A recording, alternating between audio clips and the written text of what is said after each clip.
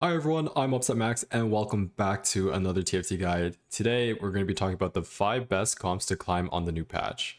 At the time of making this video, I'm currently ranked 13 NA, about 1200 LP, and these comps have helped me get there, so let's get straight into them. So the 5 comps that we're going to be talking about today, as you may know, Street Demon Brand, really strong composition. We'll talk about why it's strong, how to play it.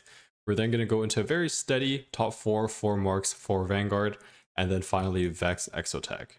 The 2 rerolls that we're going to be talking about in this patch is going to be TF reroll, which is going to be the best reroll composition of the patch, and then also Fiddlesticks reroll, a composition that has come back into the meta due to some recent buffs.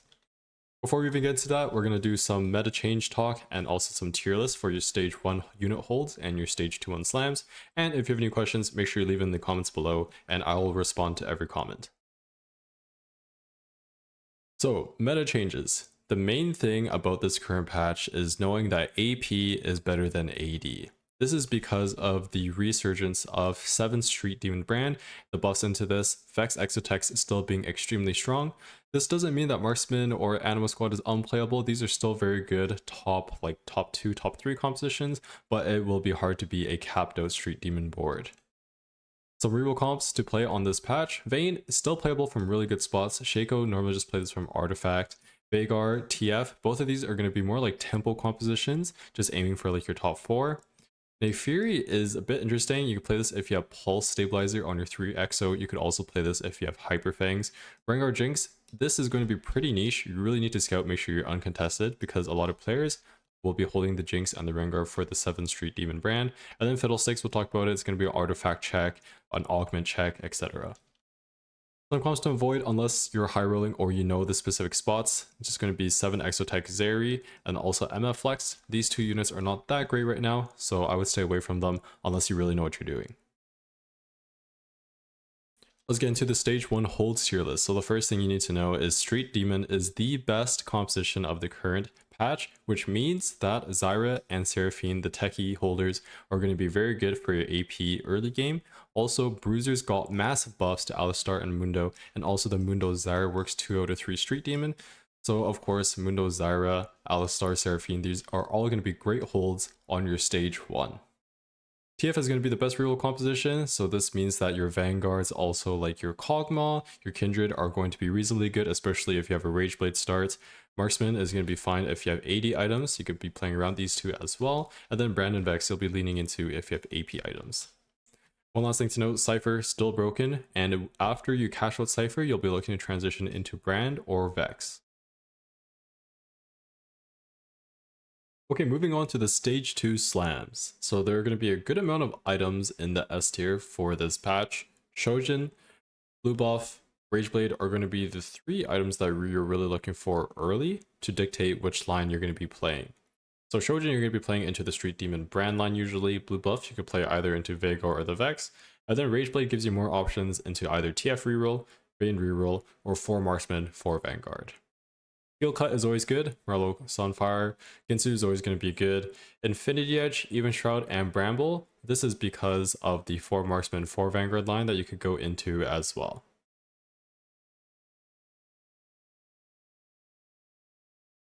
So let's get straight into the Street Demon Brand composition. This is going to be a level 8 comp and will be a magic damage burst board. So this is currently the strongest and also the most contested composition at the moment, which means that to play this, you either need Econ or you're miraculously uncontested.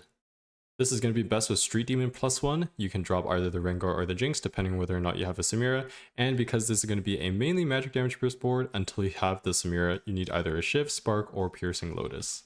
Here are some of the changes to the compositions. So Samira, this is going to be her 2nd buff in a row. So now she's definitely really good. Mundo, plenty of buffs across the board. Same with Zyra. And also to the 7 Street Demon breakpoint specifically of the base stats.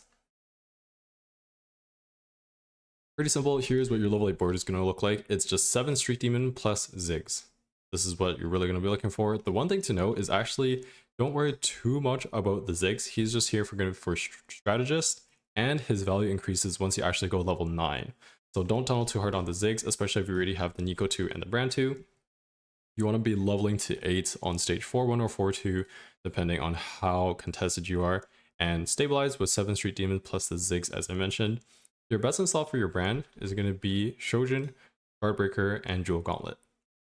There are going to be a couple other items that you can also build, such as like Morello, Nashers, Giant Slayers, Rabadons, and you can also replace the Shojin with an Adaptive Helm, but ideally you just stick with these 3 items.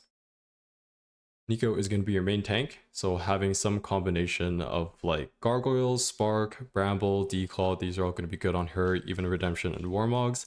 Ziggs will be holding your Shred and Heal Cut, and then last but not least, if you do hit a Samira, then Samira will be going over the Jinx, and the Jinx can hold your Samira items until then. Just any default AD items like Infinity Edge, Last Whisper, even like Giant Slayer, Guardbreaker, these are all good to go. The one thing to know about this composition is because of how much stats you get from the 7 Street Demon, you actually have to greed your significant hexes on your main units. Namely being Nico and Brand, and then Samira once you get the Jinx.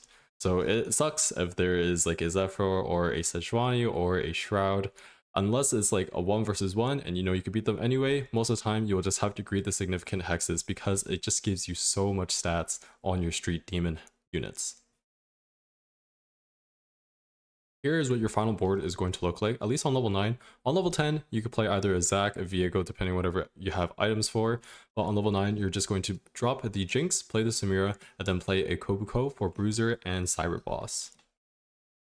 Here are some augments that are going to be really good and you need to keep an eye out for. Street Demon Crown not only gives you a Guardbreaker, which is one of the best items in this composition, but also gives you a unit, binary airdrop as there are multiple carries in this composition, and then a couple other ones, freestyling for 25 gold and also 3 Street Demon units, Buried Treasures, Cybernetic Uplink, and Bulk. These 2 specifically, yeah, I don't think you should be taking implants in this composition. Little Buddies, Piercing Lotus, Blazing Soul, and any econ on 2-1. A couple of very niche ones that you could be taking, Tagging Spree, Call to Chaos, Glass Cannon 1-2. Tagging Spree I'd only take if you have like Mundo pair or like Zyra pair, just because of the units it gives you. And then Call to Chaos and Glass Cannon, they have your spots as well, depending on what items you have and what your econ is looking like. So definitely play this composition, extremely good. And if you hit on stage 4, you can easily win out, and then look to go level 9 on stage 5.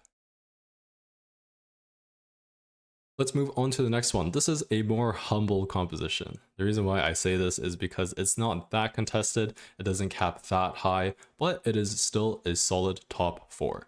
So Marksman Vanguard, 4 marks for Vanguard is going to be a level 8 comp, and this is a physical damage DPS board that has both burst and also scaling with the Aphelios and the Xayah respectively. As I mentioned, the composition has a relatively low cap unless you really high roll your units on stage 4 and you can go level 9 for like Zac. Also, Dumbify and Glimify are going to be extremely good in this composition because of the 4 marksman effects, where after 8 seconds, you'll now gain 20% AD every 6 seconds. So the longer the fight goes, the more attack damage our marksmen will actually get. And this is all going to be a physical damage board, so you need either even Shroud or Last Whisper on your backline or your front line. So here's what your level 8 board is going to look like. Very simple, 4 marksmen in the front line and 4 vanguards in the front line, sorry, and 4 marksmen in the back line. Sylas, Ross, Jarvan, Leona, Jinx, Jhin, Xayah, Aphelios. You're going to be leveling to 8 usually on 4-2 for this board, and then rolling for your upgrades and duoing both Aphelios and Xayah. In this composition, Leona really wants to be holding true tank items. So try to avoid putting like Sunfire Cape or like Redemption or even like Even Shroud on her. It's better to put these on a secondary upgraded unit such as the Jarvan, and then go for the true tank items on the Leona, such as like your Gargoyles, Bramble, Steadfast, or your Declaw. On level 9, you're going to be playing Aurora, and you want to pull in either a Zac or Urgot, depending on whether you need more damage, you need more frontline, or whatever is just upgraded. So here's what your final board is going to look like after you hit the Aurora. You could also put in a Braum 2, just because Braum 2 is going to be stronger than the Sylas 2. Dumbify, Glimify, going to be very good for this composition. However, this is going to take a stab at your econ, so you really want to be taking this if you're uncontested, so that way you could easily 4-2 it, even 4-5 it if you have a reasonable board, because it will like eat up all of your units and not give you the gold back after you take this augment. Flatline is going to be very good. All that shimmers, you'll be wanting to take Collector over Gamblers, and then collecting the Zaya, Call the Chaos, Bulky Bodies, Piercing, Lotus 1-2, and pumping up. Also, any 2-1 econ is just going to be generally good for a level 8 composition. Some more pumping up here, and also Spirit Link. So this composition is going to be quite good. Play this from like a Kog'Maw Rageblade opener, or just from any Rageblade opener, but you don't have a spot for TF or Vayne, or they are contested and you don't want to be contesting that. So let's move on to the Vex Exotechs. So we played a lot of this composition last patch. Not much has changed. Almost nothing has changed except for the Exotech items. So Hollow is still good. However, now Hyper Fangs is a little bit better. So you would really want to be playing this if your 3 and 5 breakpoints are a combination of Chassis or Hyper Fangs. Pretty flexible game plan. You can either reroll a little bit on like level 7, a little bit on level 8 if you're close to like Mordekaiser 3, Varus 3, or just look to push 9 if these units are contested. You really don't want to be playing this if you have Flux or Pulse on the 3 to 5 breakpoint. The reason why is Flux is just honestly really good, only good on Zeri, and we're not going to be playing Zeri here. And then Pulse, yes, you could put it on the Jhin, however, Varus wants to be our secondary carry in this composition. Now, this is going to be a pure magic damage board, and you're really going to be needing either a Shiv or a Spark. I like Spark a little bit better because we're going to be building blue buff on the Vex, and the initial cast will come out very fast at the start of the fight. So here is a very simple level 8 board here. You're going to be playing 5 Exotech and 3 Divinicorp, with your main units being Vex carrying your main items of blue buff, Gunblade +1, Varus holding your either your Hollow Bow or your Hyper Fangs, and then either like a Shiv or Morello or like red buff, and then Mordekaiser and Sejuani are going to be our tanks in the front line. The +1 on Vex is a little bit flexible. You could do Guardbreaker, Giant Slayer, Rabadons, even Jewel Gauntlet. However, the non-negotiables are going to be your blue buff and Gunblade, so you really cannot be doing any like Shojin on the Vex or like Hodge on the Vex, which means that most of the time you'll be opening into this composition, so you can guarantee the tier on the initial carousel. Sejuani, you really want to be putting mana items on her. Mordekaiser is actually tankier than Sejuani, but Sejuani has the CC. So since the value of Sejuani just comes from her CC, you just want her to be able to cast, which is why Vow is going to be very good on her. As I mentioned earlier, you could go for the Mordekaiser or Varus 3 if it's probable. If not, go level 9, and I'll show you how to capo your board on the next slide. So what you're going to do is you're going to drop the Jhin and the Jax once you have upgraded like Renekton, Viego, and then also if you have items for them. The Jhin and Jax are actually not bad because 5 Exotech makes your board pretty tanky with the bonus HP. Also, it'll give you another Exotech item. So only make the transition when you think that it is stronger. And then this is what your final board is going to look like. A couple really good augments here. Board of Directors. In this case, you'll be playing Kobuko over the Gragas because you only need 3 Divinicorp on your final board. Lucky Gloves, Call the Chaos Item Collector, 1 buff, 2 buff. In this case, is if you do not have a tier, or if you do not have a blue buff. It really works out really well because Vex uses blue buff and Varus uses red buff, and then a Nico or Champion Duplicator is just good in general. The other thing is you could use a lot of tiers in this composition, like Vows on Sejuani, Redemptions on Mordekaiser, and then extra tier items on the Aurora, even the Varus. Bulky Buddies, any Econ 2-1, Blue Battery, Spirit Link, and Crown Guarded are all going to be great as well. Okay, so let's move on to the reroll now. Twisted Fate reroll, the strongest reroll comp of the patch. How do we play it? Well, this is going to be a level 6 to 7 reroll composition, and this will be a magic damage stall board. The level 6 is going to be pretty flexible. I'll talk about that on the next slide. And the main thing to note about this patch for this composition is the items for his best in slot were changed. You really want to play this from a Temple Rageblade spot ideally, and this is not a really of a win-out composition, so I don't want to be seeing any like 5 loss into TF reroll. You want to be playing this from a reasonable opener. So here is why the items were changed. Initially, TF was really dependent on auto-attacking to gain his AP. So now TF is going to be less dependent on the double Rage Blade, which means that instead of the second Rage Blade, we can be building an Archangel instead. Here's how we're going to play this. Let's take a look at the level 6 board. This is a sample level 6 board. So what's going to end up happening is on levels, on 3-2, you're going to level to 6 and you're going to roll to stabilize. The board is extremely flexible. If you don't hit Braum 2 and you have the Darius 2, then play the Darius 2. You could carry the Skarner 2, you could carry a Kane 2, you could carry like the Gragas. Just roll enough where you have Twisted Fate upgraded to 2-star and you have an upgraded frontline unit, and then you want to econ back up because you want to do the most of your rolling on level 7 starting on stage 4.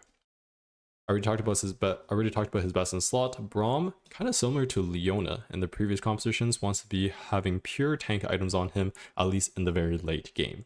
So this means putting like your redemptions or your Sparks or your Even Shroud or your Sunfire Cape on a secondary carry, and then having Braum be your initial tank with the main tank items.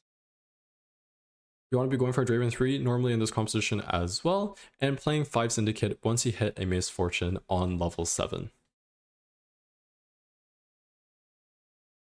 Okay, so let's keep going here. This is going to be your final board where you want to cap out with 5 Syndicates and 4 Vanguard. At this point, you should be having 3-star Braum, 3-star Twisted Fate, 3-star Draven, and you'll be looking for a pretty solid top 2, top 3, depending on how good your setup is. Some good augments to take with this composition: too much value on stage, from stage 2 to like stage 4 even. The 4 2 costs you're going to be playing are going to be Rost, Darius, Twisted Fate, and Skarner. This lets you set up a pretty reasonable 3 Syndicate Vanguard Bruiser type of composition, and will be giving you 2 free rolls each round. Popping up is going to be very good in this composition. Bulky Buddies, as we're a stall comp, Shock Glitch or Star Knight to let you hit. Dual purpose you could take if you have a gold opener. That's the only time I'd recommend dual purpose. Syndicate Crescent and Crown is going to be very good because that lets us drop the Shaco and play a stronger board on level 7. On level 7, we can fit in Bruiser as well. Any 2-1 Econ, Spirit Link, investment strategy similar if we have the gold opener. Same thing with dual purpose. Crown Guarded and Piercing Lotus is going to be good in this composition because we actually do both physical and magic damage eventually. Twisted Fate carries us up until like stage 4, and then starting stage 4, Draven helps out as well. So not needing to build Even Shroud and Spark is going to be extremely good, and allowing them to crit some bonus damage as well. And then our very last composition of the day is going to be Fiddlesticks Reroll. So a very fun but rare composition to play in your games. This is going to be a level 7 magic damage sustained stall board and should only be played from specific conditions. Now these conditions are either going to be from an artifact, an emblem, or from an augment. So some of the artifacts is going to be Blighting Jewel or Sniper's Focus, ideally but or is fine. And then Bruiser Emblem is going to be the emblem condition to play this composition as well. The one thing to note is Fiddlesticks has a little bit of shred built into his kit, so from the early to mid game you don't have to worry too much about like sparks. There's not really any shiv holders in this comp, but late game we can eventually get a spark for that extra 10% shred. Here's where your level 7 board is going to look like. So you're just going to be playing 6 Bruisers and the Fiddlesticks. Pretty simple. The one thing to note is you really need to hit a Cho'Gath on 4-1 on level 7. Without this Cho'Gath, you cannot get 6 Bruiser in, and then most of the time we're not going to be hitting Kobuko until later into the game. So once you hit that Cho'Gath, then your board will spike hard, give you that 6 Bruiser spike, and also your Tomb Boobot. Fiddlesticks, if you do not have any artifacts, this is going to be double Archangels +1. It could be Bloodthirster, it could be a damage and item such as like Guardbreaker or Giant Slayer, and also can just be AP with like Rabadons or Jewel Gauntlet. Mordekaiser or Gragas, depending on what you have upgraded at the time, will hold your aura item. So like your Sunfire Spark Redemption is going to be extremely good because this heals percent HP, and we have so much HP with Bruisers. Your final game plan after hitting the Fiddlesticks 3 and whichever other units are feasible is going to be going level 8, and then also playing a Garen. This Garen is going to be good because you can now start getting Bruiser mods and either Bruisering the Fiddlesticks or the Garen depending on what you have itemized. Very last thing to note, a couple of the conditions here for Fiddlesticks. So if you have the Bruiser emblem, it pairs extremely well with Blighting Jewel and vice versa. So if you're able to get both of these together, you probably will win the game and then finish off with the Archangels. If you only have one of them, then you'll just be going the second Archangels. Kind of like the build here. Sniper's Focus is also very good on Fiddlesticks because he tethers to the nearest enemy, and the nearest enemy actually has no range on this, as long as he's casting on an initial. So that was why Sniper's Focus is going to be very good, and because we have such a tanky front line, Fiddlesticks just uses extremely good use of the Archangel Staff. So here's how you're going to copy your board. Garen items don't really matter too much, but as soon as you get the Bruiser mod on both the Fiddlesticks and the Garen, then you're going to have quite a good board. The one augment you really need to look out for when playing 6 Bruiser is going to be Spirit Link. Kind of similar to how the Redemption works. Spirit Link heals off percentage HP, and these bruisers can go up to like 6,000, 7,000 HP, like the Mordekaiser and Gragas when itemized and 3-starred. Portable Forge to fish for one of the artifacts cooking pot I would take because it is half Bruiser emblem, but you should only probably take this if you have like a Bruiser start or even a Mordekaiser or a Gragas to start feeding early. Lucky Buddies is okay, it misses your positioning a little bit. I would only take this if you don't really have any other options. Positioning is pretty suspicious, but it is still percentage max HP shield, so max HP is good. Same thing with like Inspiring Epitaph. Bruiser Crester Crown Trifecta is going to be good. Lineup, giving you the resistances of the armor and magic resist, is going to be very valuable when multiplied with HP. This essentially just leads to more effective HP in general, or more effective tankiness. So definitely take a look out for this. And also, we are mostly just frontlined units, so we don't even need to really position around lineup. You can forget and nothing will happen. Any 2-1 Econ Crown Guarded Rigged Shop to hit the 3 costs here. Big grab bag for extra items as we have multiple units that we want to be itemizing, and Heroic grab bag to play for that top 4 if you are behind on your copies. Alright, and that is everything for today. So let us do a quick recap of what you should be playing currently in the meta, and then we're going to end it off here. So the main change to this meta is AP, the resurgence of 7 Street Demon brand. Best composition in the game, you should be playing this if you have an econ spot and collecting your free top 4. Vex Exotechs still caps very high, sometimes loses to the brand boards depending on like upgrades and just like fight RNG, but still very solid. Marksman Vanguard, humble top 4. That's the best way I could describe this, just a very humble top 4. Animal Squad, good from like tempo spots. And then you can also play a little bit of amp strat Annie lines, depending on what items you have. Reroll's best reroll, I would say, is TF. Vanguard is probably like the second one. Technically, Shaco is very good, but it's very dependent on the artifact. And then I probably go closer to like 3. These may be tied. I mean, this is maybe tied too, just because of how contested these units are. And then Vayne is like a little bit past this, I would say. Comps to avoid, just don't really play Zeri. I would avoid Zeri. She's just not that great anymore after the Hollowbow changes.